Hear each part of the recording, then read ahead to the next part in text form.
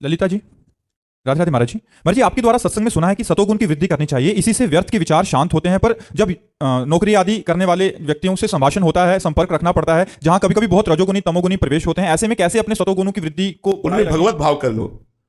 जिससे हमें बात करनी है तो सबसे पहले, क्योंकि भगवान सब जगह है, ये क्रूरा अपिपापिनो न च सताम संभाष्य दृश्यास्ते सर्वान वस्तुतया निरीक्ष परम स्वाराध्य बुद्धिर्बम। जो क्रूर है, पापी है, दुष्ट है, नीच है, उनमें में भी भगवान विराजमान है। तो हम पहले भगवत भाव करें कि इस व्यक्ति से, वो भले शराबी है लेकिन हम बात कर रहे हैं भगवत भाव से, तो हमारा सतोगुण नष्ट नहीं होगा। रजोगुणी तमोगुणी पुरुषों से संभाषण करने पर भी, उनके संग रहने पर भी हमारा सतोगुण नष्ट नहीं होगा यदि हम भगवत भाव किए। देखो, हमको सबसे शिक्षा लेनी है, सबसे प्रेम करना है, सबको सुख देना है, क्योंकि समाज के रूप में हमारे भगवान ही है। हमें विरोध किसी का नहीं करना। मान लो आर्मी के जवान है, अब एक बगल में इधर इधर दोनों वो मांस पाने वाले हैं और बीच में वो बैठा है, उसे रोटी दाल केवल पा रही है, उसका धर्म नहीं बिगड़ेगा, उसकी निष्ठा नहीं बिगड़ेगी, उसका सतोगुण नष्ट नहीं होगा यदि सब में भगवत भावना कर ले। भगवान की लीला चल रही, सब में भगवत भाव कर। हमको तो एक शराबी ने शिक्षा दी थी जो जीवन भर याद रखा। ब्रह्मावर्त बिठूर, वहां गंगा किनारे जब हम भ्रमण कर रहे थे तो शाम टाइम एक शराबी, भगवान सब रूपों में है, तो इधर आ। और उस समय हमारी 20-22 वर्ष की अवस्था होगी। तो आपका बोलिए, बोले इधर आ। तो हम और नजदीक गए, बोले चल हमारे साथ। बिल्कुल निर्भय होकर उसके साथ गए। ये क्या कहना चाहता है, क्या करना चाहता है? वो ले गया वैकुंठ धाम।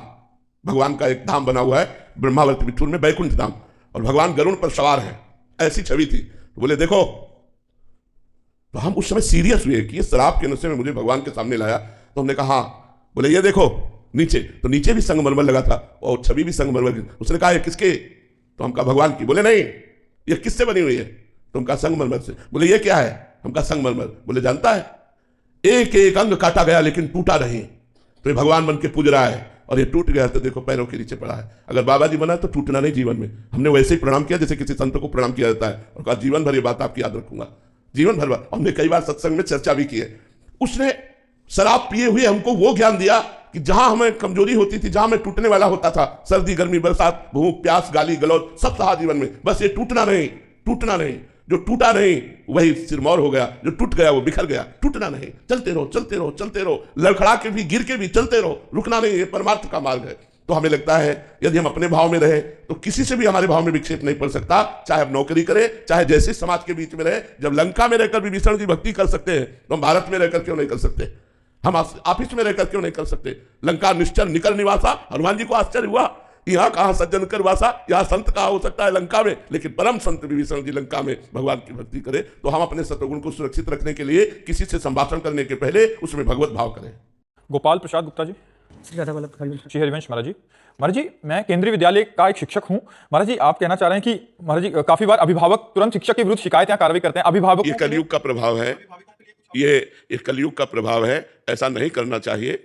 ये हम जरूर प्रार्थना करते हैं कि जो अध्यापक हैं उनको बच्चों के साथ पशुता का प्रयोग नहीं करना चाहिए। पशुता जैसे निर्दयता पूर्वक जो दंड देना, ऐसा पाया गया है, ऐसा कई जगह पाया गया है कि जिस तरह से विद्यार्थियों को प्रताड़ित किया गया वो पशुता थी। बकाया वो सब ऐसे नहीं होते, और बिना शासन के कोई भी विद्यार्थी उत्तम विद्यार्थी नहीं बन सकता। अगर अभिभावक लोग विद्यार्थियों को डांटने पर, विद्यार्थियों को थोड़ा सा दंड विधान करने पर, टीचर को धमकाते हैं, तो वो ये समझ ले अपने बच्चे के भविष्य पर हम पानी फेर रहे हैं, अपने बच्चे को हम उद्दंड बना रहे हैं, अपने बच्चे को वो साहस दे रहे हैं। ऐसा नहीं करना चाहिए। बिना डांट के उस अवस्था में पढ़ाई में मन नहीं लगता। तो अभिभावक जनों को ऐसा नहीं करना चाहिए। और ये कलयुग का प्रभाव, कभी ऐसा नहीं हुआ घर वाले जाकर और बोले हैं कि आप इसको डांटिएगा, आप इसका जीवन बनाइएगा, ना कि आप डांट नहीं सकते, आप बोल नहीं सकते, तो आप तैयार रहिए। वैसे उद्दंड बच्चे हो जाएंगे कि आपको भी गाली देंगे और आपको भी पीटेंगे और घर से निकाल देंगे। महाराज, माँ बाप मानने के लिए तैयार ही नहीं होते कि हमारा बच्चा ऐसा कर सकता। हाँ, इसीलिए वो आगे सब मान जाएंगे। जब उनके साथ व्यवहार होगा वो मान जाएंगे। आजकल के बच्चे कितने उद्दंड होते जा रहे हैं, जबकि विद्या विनयम ददाति, विद्या विनय प्रदान करती है, नम्रता प्रदान करती है। बच्चे उद्दंड होते चले जाते हैं। माता पिता से बच्चे बच्चियां कहते हैं आप अपना देखो, हम सब देख लेंगे। ये क्या है? तो ये वही फल हुआ जो डांटने फटकारने का अवसर आपने नहीं दिया। छोटे से बच्चे को जब डांट फटकार मिलती है। एक बार एक बच्चे ने पेंसिल चुराई, पेंसिल, और माँ से बोला माँ पेंसिल चुरा के लाया हूं। तो उसका शाबाश लिखने के काम आएगी। वही चलकर सुल्ताना डाकू हुआ। सुल्ताना डाकू का चरित्र दिखाया था। और जब उसको अंग्रेजों ने फांसी देने की बात कही तो पूछा तुम्हारी आखिरी इच्छा क्या है? तो उसने कहा मुझे मेरी माँ से मिला दो। तो उन्होंने सोचा मात्र प्रेम के कारण। जब माँ मिली तो दांत से नाक काट लिया। तो अंग्रेजों ने पूछा ऐसा क्यों किया? बोले अगर पेंसिल पहली बार चुराई थी और ये थप्पड़ मार देती तो आज मैं फांसी पे न चढ़ता। जिसने कहा बहुत अच्छा। तो मैंने समझा अच्छा कार्य है, तो मैं चोरी करने लगा। आज सुल्ताना डाकू हुआ, इतना बड़ा डाकू की फांसी की सजा मिल रही, उसका मूल कारण मेरी माँ है। तो अगर माता पिता बच्चे को शासन नहीं करने देते तो अपने बच्चे के भविष्य को बिगाड़ रहे हैं, पक्की बात। ये आपका ही नहीं, कई अध्यापक प्रिंसिपल आ चुके जो ऐसा प्रश्न कर चुके हैं। तो ये बात जरूर है, हम उन माता पिता से प्रार्थना करते हैं कि जो बच्चों के साथ पशुता का व्यवहार करते हो आप उनका विरोध कीजिए, लेकिन जो बच्चों को धार्मिक और आध्यात्मिक लौकिक शिक्षा में प्रवीण बनाने के लिए कुछ शासन करते हैं, लेकिन हम इस बात का भी विरोध करते हैं कि पशुता का प्रयोग नहीं करना चाहिए। बच्चे हैं, उनको नॉर्मल दंड देना चाहिए। खड़े हो, चलो यहाँ खड़े रहो, थोड़ा भय दिखा दिया, अब मार उसको पशु की तरह व्यवहार करना ये ठीक नहीं। कुछ ऐसे होते हैं जो मतलब निर्दयता का, ऐसा नहीं है। बच्चे पढ़ाई में अगर चूक करते हैं तो उनको बहुत मृदु दंड दिया जाता है, कठोर दंड। कोई वो चोर थोड़ी है, अच्छा वो सयाने नहीं है। 10 वर्ष 12 वर्ष 15 वर्ष 16 वर्ष 18 वर्ष ये सब कोमल अवस्थाएं हैं, तो ऐसे बच्चों को खड़ा कर दिया, सबके सामने थोड़ा सा डांट दिया, ये ऐसे चलेगा।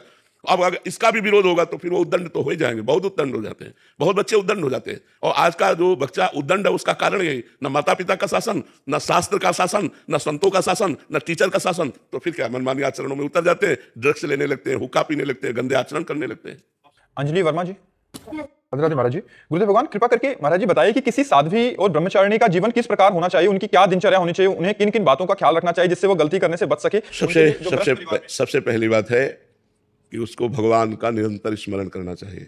अब साधारण जो दिनचर्या है, 2 बजे रात्रि के उठ जाना चाहिए, 9 या 10 बजे के बीच में सो जाना चाहिए। अगर 10 बजे सो गए तो 11, 12, 1, 2, 4 घंटा हुए। अगर 9 बजे सो गए तो 5 घंटा हुए। दिन में 1 घंटा विश्राम करना चाहिए, निरंतर मंत्रों का अनुष्ठान करना चाहिए, अल्पाहार करना चाहिए, भोजन पवित्र थोड़ा पाना चाहिए, और पुरुष संग या उस स्त्री संग से हमें बचना चाहिए जो हमारे अंदर काम भावना की वृद्धि करे। जिसके संग से हमारे अंदर काम भावना जागृत हो, हमको बचना चाहिए। हमें पवित्र जीवन निर्वाह करना चाहिए और निरंतर भजन परायण रहना चाहिए, तभी हम निकल सकते हैं। अगर कुसंग रहा तो फिर नहीं निकल पाएंगे। कुसंग में फिर वो एक नाटक मात्र रहेगा ब्रह्मचारिणी का। ब्रह्मचारिणी तभी रह सकती है जब ऐसे पुरुष और स्त्री के संसर्ग का त्याग कर दे जिससे काम की वृद्धि होती है, और अल्पाहार करे और कम सोए, कम बोले, कम देखे, कम प्रपंच से संबंध रखे और निरंतर भगवान का भजन करे, तो वो सतरति लोकांत तारयति, वो स्वयं तर जाती है, स्वयं तर जाती है, लोगों को भी तार देती है। तो अपने कुल का भी पावन करने का सौभाग्य मिलेगा, पर ऐसा चले तब है। बहुत कठिन है, बहुत कठिन है। इसलिए हम कहते हैं कि पूरा जीवन हो गया हमको 13 वर्ष की अवस्था से बाबा जी बने, तो हम जानते हैं कि ये मार्ग कितना कठिन है। जब एकांत में हो और कोई अपना नहीं है और मन जब परेशान करता है, उस समय की स्थिति कोई नहीं, कोई मनोरंजन नहीं, किसी से कोई मित्रता नहीं, कोई शत्रुता नहीं, कोई मनोरंजन नहीं, बहुत कठिन जीवन है। वैराग्य अगर असलियत में देखो तो कदम कदम पे कठिन जीवन है वैराग्य का जीवन। और बैलेंस बना के चलो तो फिर क्या है, फिर तो कोई बात नहीं कि कुछ भोग भी भोग लिए और तो वो बात अलग है। लेकिन अगर असलियत में वैराग्य में चलो तो बड़ा कठिन जीवन है। तभी उसको सारा जगत नमस्कार करता है। भाई जगत नमस्कार क्यों करता है? इसीलिए तो करता है कि कठिन जीवन से, कठिन तपस्या से पार होकर वो जगत मंगल करते हैं, इसलिए जगत उनको नमस्कार करता है। तो ब्रह्मचारिणी जीवन बड़ा कठिन जीवन है। भगवान कृपा करे, जो चलते हैं उनको सहयोग करे, क्योंकि साल 2 साल आपको ब्रह्मचर्य रहो तो रह लेंगे, आजीवन ब्रह्मचर्य ना कोई खेल तमाशा समझते हो। अब जैसे आपको भूख लगी, आपने भोजन पा लिया, तो आपने भूख का कष्ट कहाँ झेला? जब भूख लगे और भोजन ना पाओ और भोजन सामने हो, तब आपको पता चलेगा कि भूख का क्या कष्ट होता है। ऐसे अपने लोगों को पूरा जीवन इस बात का, लेकिन वो सब चाहतों को काट कर केवल भगवान के लिए चलना, असलियत में। अरे बैलेंस बना के चलना वो एक अलग पाखंड है, वो तो फिर नाटक है, कुछ भी करो, लेकिन असलियत में चलना बहुत कठिन कार्य है। असलियत में बहुत कठिन कार्य है, ये बहुत कठिन कार्य है। भगवान रक्षा करे जो जो इस मार्ग में आए हैं और भगवान सहयोग करते हैं, तभी निकल पाता नहीं। बहुत कठिन मार्ग है। पूर्व जन्मों के संस्कारों से प्रेरित होकर वो भोग के लिए आकर्षण, अब उस जलन को सहना, तभी तो महात्मा कहा जाता है। इस सबको आत्मा कहा जाता है, लेकिन उसको महात्मा कहा जाता है, महान आत्मा, क्योंकि उसने हर कष्ट को सहा, हर सुख को छोड़ा।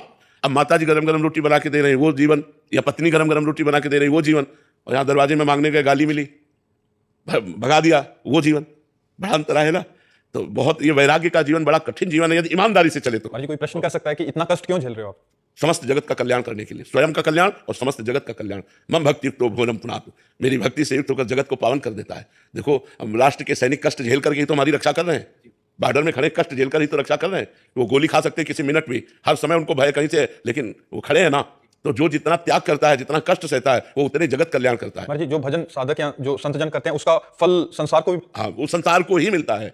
जो नमस्कार करते हैं, जो हमें भोजन देते हैं, जो हमें कपड़ा देते हैं, ये सब फ्री थोड़ी है। हमारा भजन उनके पास जाता है।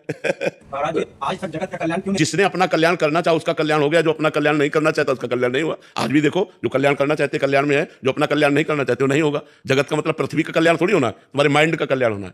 तुम अपना माइंड अगर हमारी बात पर दोगे तो तुम्हारा कल्याण हो जाएगा, तुम अपना माइंड अगर संसार में दोगे तो कल्याण नहीं होगा। भगवान के रहते हुए भी दुर्योधन भगवान की बात पर ध्यान नहीं देता था, तो उसका कल्याण हुआ क्या? नहीं हुआ ना। तो अपने माइंड को हमें संतों की बातों में लगाना, तभी कल्याण होगा। जो चीज हमने 10 वर्ष में अनुभव की वो हम 1 सेकंड में आपको बता रहे हैं, आप आदर सहित उसको स्वीकार करें और चल दे तो आपका कल्याण हो जाएगा, और आप ना स्वीकार करें तो नहीं कल्याण होगा। समझ रहे ना हमारी बात? पारसमणि रखी हुई है और लोहा ना छुए तो सोना नहीं बनेगा, अगर छू जाए तो सोना बन जाएगा। संत जन है, उनकी हम आदर सहित प्रणिपातेन प्रश्न साष्टांग दंडवत और श्रद्धा के साथ उनकी बात को हम माने तो कल्याण। देखो लाखों लोगों का परिवर्तन हो रहा है कि नहीं हो रहा है? समाज का अपने परिवर्तन हो रहा है। तो जो बात मान रहे हैं उनका परिवर्तन हो रहा है, जो नहीं मान रहे हैं उनका परिवर्तन नहीं हो रहा है। ऐसे ही भगवान के अवतार के समय था, जो भगवान की बात मानते थे, भगवान को भगवान मानते थे, उनका कल्याण हो गया, और जो भगवान को भगवान नहीं माने उनका कल्याण नहीं हुआ। दुर्योधन भगवान को भगवान ही नहीं मानता था, तो भगवान उपदेश करते थे तो वो समझता था पांडव के पक्ष से, भगवान तो समदर्शी है। संधि कराने भी गए, दुर्योधन ने बंदी बनाने की कोशिश की भगवान को, तो भगवान ने विराट रूप दिखाया कि तू क्या बंदी बना सकता है मेरे को। तो ये बात है, अगर आप सुधरना चाहें तो संतों के पास भी रहकर आप सुधर नहीं सकते। आप सुधरना चाहें तो लाखों कोस दूर से संत की बात सुनकर आप अपना कल्याण कर सकते हैं। तो बात हमारी सुधरने की है, हम पर भगवत कृपा है, हम पर संत कृपा है, लेकिन हम पर हमारी कृपा नहीं है। हम अपने को गलत मार्ग में लगा रहे हैं, तो फिर कैसे कल्याण होगा बच्चा? समझ आए आपकी बात? हमारी इच्छा बीच में आ रही है। हाँ, इस इच्छा का त्याग करके हमें संत की आज्ञा पर चलना होगा। बिना अपने को ऐसे थोड़ी हो जाता कल्याण। संत गुरुदेव की शरण में जाकर उनकी आज्ञा के अनुसार साधना करनी होती है। तो साधना क्या है ये गुरु बताएंगे, चलना कैसे ये गुरु बताएंगे, चलाना कैसे ये गुरु सामर्थ्य देंगे, लेकिन चलना आपको होगा। जैसे हमने रसोई बना के दे दी, तब खाना तो आपको होगा। अगर आप ना खाएं तो रसोई बाहर रखी रहेगी, आपका पेट भूखा रहेगा। इसी प्रकार साधन धाम मोक्ष कर द्वारा पाई न जे परलोक संभाला, सो परत दुख पावई, सिर धुनि धुनि पछताए, काल ही कर्म ईश्वर मिथ्या दोष लगाए। काल कर्म और ईश्वर को झूठा दोष लगाकर वो प्रमाद स्थिति में मनमानी आचरण करके, तो ये भगवान की इच्छा नहीं, आपकी वासना है। तभी तो कहते बड़ा कठिन है, क्योंकि वासना का त्याग करके, कामना का त्याग करके भगवान के मार्ग में चलना। भगवान दिखाई नहीं देते और भोग सामने दिखाई देता है, और उसमें सुखाए रहे, भोगते भोगते जीवन व्यतीत हो गया, फिर भी